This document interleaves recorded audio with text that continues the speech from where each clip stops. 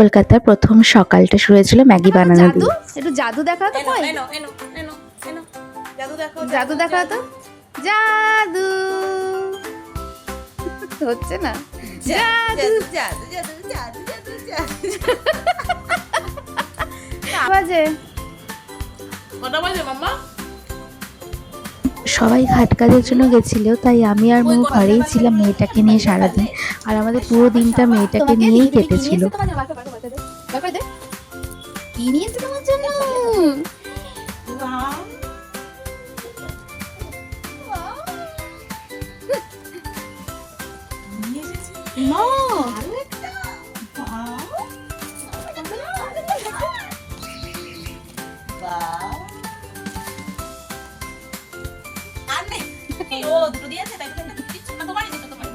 দুপুরে খাওয়া দাওয়ার পর একটু রেডি হয়ে বেরিয়েছিলাম মৌ, মাসি, তিন্নি তিনজনের সাথে একটুখানি শপিং করতে।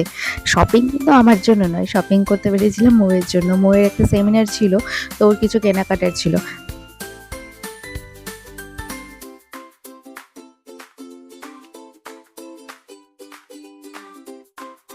এই যে দেখুন, শপিং এর নাম শুনলে মহিলাদের মুখ ঠিক এতটাই হাসি মাখা হয়ে যায়।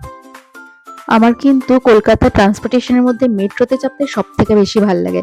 আমার মনে হয় আমাদের দুর্গাপুরেও যদি একটা মেট্রো থাকতো বোধহয় খুব ভালো হতো।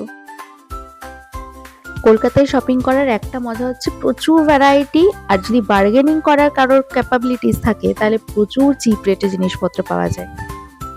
এই যে ফিরতি পথে আমাদের চারজনের একটুখানি ছোট্ট মতন পিকনিক হয়ে গেছিল। তো ট্রেনে বসে বসে আমরা বেশ খাবার কিনে নিয়েছিলাম। ট্রেনে ওঠার আগে ট্রেনে বসে খেতে খেতে যাচ্ছিলাম। যথারীতি বাড়ি ফিরে আমি আবার ঘন্টপুরকে নিয়ে ব্যস্ত হয়ে গেছিলাম।